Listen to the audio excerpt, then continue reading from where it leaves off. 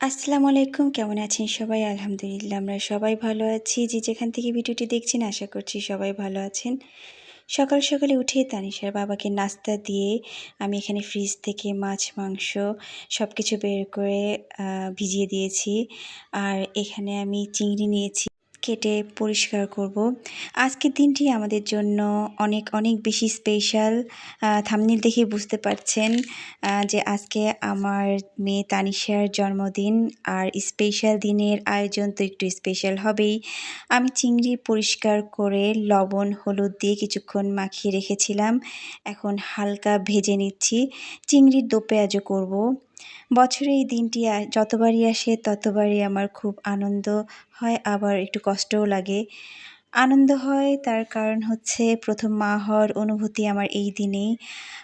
আর এই অনুভূতি আসলে ভাষায় প্রকাশ করা যায় না। আমার ছোট্ট তানিশা চোখের সামনে কত তাড়াতাড়ি বড় হয়ে যাচ্ছে। এই মেয়েটা আমার অনেক আদরের। আসলে বাবা-মার কাছে সব সন্তানরাই আদরের।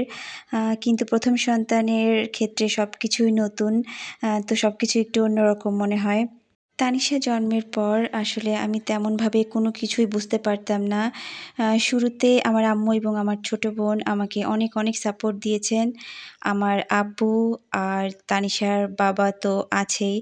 আজকের দিনে বারবার আমার সেই পুরোনো দিনের স্মৃতি বারবার মনে হচ্ছিল। হসপিটালে আমার ছোট্ট তানিশাকে যখন আমি প্রথম দেখি। যাই হোক, আজকে তানিশার কয়েকজন ফ্রেন্ড এবং তাদের ফ্যামিলিকে ডিনারের জন্য ইনভাইট করেছি। তো আমি চিংড়ির দো পেঁয়াজও তুলে দিয়ে আমি গরুর মাংস ধুয়ে মশলা দিয়ে একবারে মেখে তুলে দিয়েছি। আমার কাছে মনে হয় যে এইভাবে করলে একটু ইজি হয় আর সহজেই রান্না হয়ে যায়। গরুর মাংসটা অলমোস্ট হয়ে গেছে। এখানে মুরগির রোস্ট করা হচ্ছে। এটা তানিশার বাবা করতেছে। আর ওর রোস্টটা মজা হয়। আর এখানে আমি বড় মাছ হলুদ মশলা দিয়ে মাখিয়ে রেখেছি। একটু ভেজে ভুনা করব। এখানে চুলা একটা ফাঁকা হলেই আমি মাছটা করে ফেলবো। বাচ্চাদের জন্য তানিশার বাবা এখানে চিকেন ফ্রাই করতেছে। কয়েকটা বানায় ফেলছে, এগুলো বাচ্চাদেরকে দিব খাওয়ার আগেই। বাচ্চারা খেলবে, খাবে। গেস্ট ইনভাইট করলে আমরা চেষ্টা করি দুজনেই রান্না করতে। আর আমরা আগে থেকে ডিসাইড করে নিই যে কে কোনটা রান্না করব। আর তাজমিনরা চলে আসছে। তাজমিন হলো তানিশার বেস্ট ফ্রেন্ড। বান্ধবীরা থাকলে এমনিতেই তানিশার খুশির দিন, আর আজকের এই স্পেশাল দিনে সবাই থাকলে তো কোনো কথাই নেই। আর এখানে ছোট করে বেলুন দিয়ে সাজানো হয়েছে, জাস্ট ওরা সামনে দাঁড়ায় একটু ছবি উঠাবে এই জন্য। আমার আর ক্ষুধা লেগে গেছে, এই জন্য ওকে একটু তরমুজ কেটে দিছি। তাজমিনরা আসার কিছুক্ষণ পরে ঋদ্ধিরাও চলে আসছে। আর ঋদ্ধির মা তানিশার জন্য একটা সুন্দর জামা নিয়ে আসছে। সেটা তানিশাকে পরতে বলছে যে দেখবে কেমন দেখায়। তানিশা এই জন্য উঠে গেল জামা চেঞ্জ করবে। আর আমার আমায়রা তো নতুন জামা পেয়ে খুবই খুশি। সে কি করবে বুঝতে পারতেছে না এবং আমাকে জামা দেখায় বলতেছে, মা এইটা আমাকে এখনই পরায় দাও, আমি এখনই পরবো। আমাদের সব গেস্টরাই মোটামুটি চলে আসছে। বাচ্চারা খেলতেছে, বড়রা সবাই গল্প করতেছে। তানিশা যেভাবে চেয়েছে সব কিছু সেভাবে করা হয়েছে। ও যাকে যেভাবে বলতে বলছে তাকেই বলা হয়েছে। আর আমার ছোট্ট বুড়িটার ক্ষুধা লাগছে, এই জন্য সে একের পর এক চকলেট খেয়ে যাচ্ছে। সারাদিনে চেষ্টা করে আমি ওকে কোনো সলিড খাবার খাওয়াইতে পারি নাই। সবাই চকলেট নিয়ে আসছে। আর সে তো মহা আনন্দে খেয়ে যাচ্ছে। একটুও তাকে আমি সারাদিনে ভাত খাওয়াইতে পারি নাই। যাই হোক, টেবিলে সব খাবারই রেডি করে দিয়েছি। এখানে পোলাও, ভাত, রোস্ট, চিংড়ি মাছ, বড় মাছ ভুনা, বেগুন টমেটো ভর্তা, গরুর মাংস, আমের আচার আর সালাদ ছিল। আর শুরুতে আমরা বাচ্চাদেরকে বসিয়ে দিয়েছি, কারণ বাচ্চাদের ক্ষুধাও লেগে গেছিল। আর খাওয়ার পরে কেক কাটা হবে।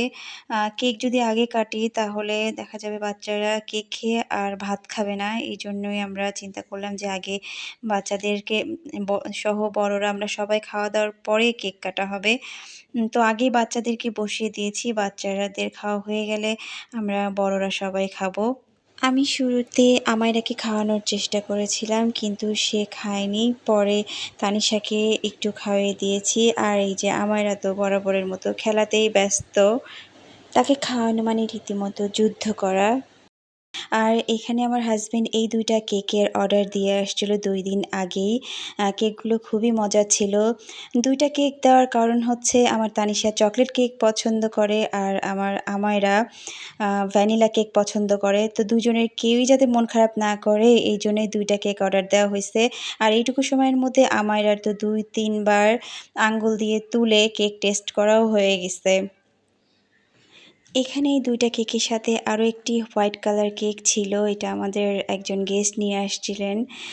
তো বাচ্চারা সবাই দাঁড়ায় গেছে। তারা অনেকক্ষণ ধরে ধৈর্য ধরে অপেক্ষা করছিল। তো ওদেরকে একটু শান্ত করা হইছে, বলা হইছে যে, "একটু থামো তোমরা, আমরা একটু ছবি তুলি, তারপরে তোমরা কেক কাটো।" বার্থডে যারই হোক কেক আমাইরা কাটবে। এইজন্য ২ টা কেকের অর্ডার আমরা দিয়েছি যাতে ২ বোনের কেউই যেন মন খারাপ না করে। কারণ আমায়রাকে কেক কাটতে না দিলে আমায়রা খুবই দুঃখ পায়। সে রীতিমতো মন খারাপ করে ফেলে। বার্থডে মানেই হচ্ছে বাচ্চাদের আনন্দ। সারা বছর তাদের এই প্ল্যান থাকে যে তারা বার্থডেতে কী করবে আর কী করবে না, কোন ফ্রেন্ডকে দাওয়াত দিবে। আর এখানে বার্থডে আসলে যা কিছু আয়োজন সবই ওদেরকে খুশি করার জন্যই। এখানে সবাই ছবি তুলতেছে দেখে আমায়রা খুবই লজ্জা পাচ্ছে। এইজন্য আমি তাজবিনকে বললাম যে ওর হাতটা ধরে একটু কেকটা কাটায় দাও। তো তারপরেও সবাই হাসতেছে, ও চলে আসছে। যাই হোক ওদের কাজ হচ্ছে কেক কাটা আর আমাদের কাজ হচ্ছে ছবি উঠানো।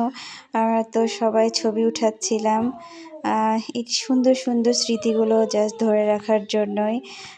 এখন তানিশা কেক কাটবে, আমায়রাকে নিছে। জন্মদিনে বাচ্চাদের আনন্দই হচ্ছে সবাই মিলে একসাথে কেক কাটা। কেক কাটার অল্প কিছুক্ষণ আগেই কেকগুলো আনবক্স করা হইছে। এইজন্য মোটামুটি সবগুলো কেকই সহি সালামতে আছে। নাইলে আমায়রা যদি আগের থেকে দেখতো তাহলে খোঁচায় একদম উপরের যে টপিংসগুলো সবগুলো সে খেয়ে শেষ করত। তো অনেক কষ্টে তাকে শান্ত রাখা হইছে। বলা হইছে যে, "বাবা একটু থামো, সবাই একসাথে আমরা কেক কাটবো, তারপরে সবাই খাবো।" তো কেক কাটার পরে তানিশা সবাইকে খাওয়াই দিচ্ছে। আর আমায়রা তো কেকের সামনে দাঁড়ায় আছে। কোনটা খাবে সে বুঝতে পারতেছে না। আমাইরা চকলেট কেক খাইতেও পারে না। চকলেট কেক খাওয়ার কিছুক্ষণের মধ্যে সে এমনও হইছে যে বমি করে দিছে। কিন্তু ভ্যানিলা কেক সে খাইতে পারে। আর এই ভ্যানিলা কেকটার উপরে কিছু স্প্রিংকলস ছিল। তা আমাইরা ওই স্প্রিংকলসগুলো খাওয়ার জন্য অনেকক্ষণ ধরেই সে ওয়েট করতেছিল। এখন যেহেতু কেক কাটা হয়ে গেছে, এখন তার খাওয়া শুরু হয়ে গেছে। যাই হোক, বাচ্চারা এটাই আসলে বাচ্চাদের আনন্দ। আমরা ছোটোবেলায় আমরাও এরকম ছিলাম। যখন বার্থডে নিয়ে কত জল্পনা কল্পনা, তারপরে সব ফ্রেন্ডরা একসাথে কত বার্থডে কেক কেটেছি, কত স্মৃতি। বাচ্চাদের এই দিনগুলো দেখলে আমাদের পুরনো দিনগুলোর কথা মনে পড়ে যায়। বাচ্চাদের কেক কাটা হয়ে যাওয়ার পরে এখানে ৩ রকমের ফ্লেভারের কেক ছিল। তো যার যে ফ্লেভার পছন্দ সে সেই ফ্লেভারই কেক নিয়েছে। আমাইরার যাতে খাওয়ার সুবিধা হয় এইজন্য ওকে একটা বাটি এনে দিছি। তো বাটি থেকে সে কেক তুলে সবাইকে দেখাচ্ছে। তো দেখাইতে হঠাৎ করে তার বাটি নিচে পড়ে গেছে। আর সে এমন ভয় পাইছে সে লজ্জা পেয়ে চলে আসছে। আমরা প্রথমে চিন্তা করেছিলাম বাচ্চার এই জন্মদিনের আয়োজনটা আমরা বাইরে কোনো রেস্টুরেন্টে করব। ওখানে বাচ্চারা খেলবে। কিন্তু আজকে সকালে উঠে আমরা ডিসিশন চেঞ্জ করেছি। সেই অনুযায়ী আমরা সব গেস্টদের ফোন দিয়ে বলে দিয়েছি যে না, সবাইকে বাসায় আসার জন্য বলেছি। বাসায় করলে একটা সুবিধা হচ্ছে যে বাচ্চারা অনেকক্ষণ খেলতে পারবে। কিন্তু রেস্টুরেন্টে এটা হইতো না। রেস্টুরেন্টে একটা টাইমের ধরাবাঁধা একটা সময় থাকে, যে সময়ের পর রেস্টুরেন্ট বন্ধ হয়ে যায়। তো এইজন্য বাচ্চারা যাতে একটু বেশি সময় একসাথে খেলতে পারে এইজন্যই আয়োজনটা বাসায় করা। তাজমিনরা ২ বক্স আইসক্রিম নিয়ে আসছিল। তানিশার বাবা বাচ্চাদেরকে আইসক্রিম দিচ্ছে। আজকে সকাল থেকে অনেক বেশি গরম ছিল। এপ্রিল মাসের শেষে এই সময়টায় অনেক বেশি গরম থাকে।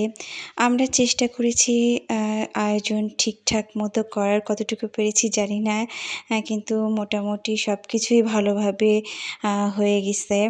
ডেজার্ট তানিশার বাবা তৈরি করেছিলেন। ডেজার্ট খুবই মজা হয়েছিল। কেক খাওয়ার পরে আমরা সবাই মিলে ডেজার্টও খেয়েছি।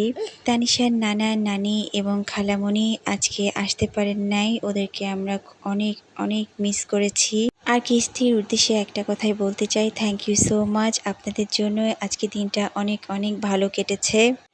রাত 12:15টার সময় গেস্টরা সবাই বিদায় নিয়ে চলে যাওয়ার পরে এখন রাত 2টা বাজে। বাচ্চাদের ঘুম পাড়িয়ে দিয়ে সব কিছু পরিষ্কার করে টেবিল খালি করে আমিও বিদায় নিচ্ছি। আল্লাহ হাফেজ।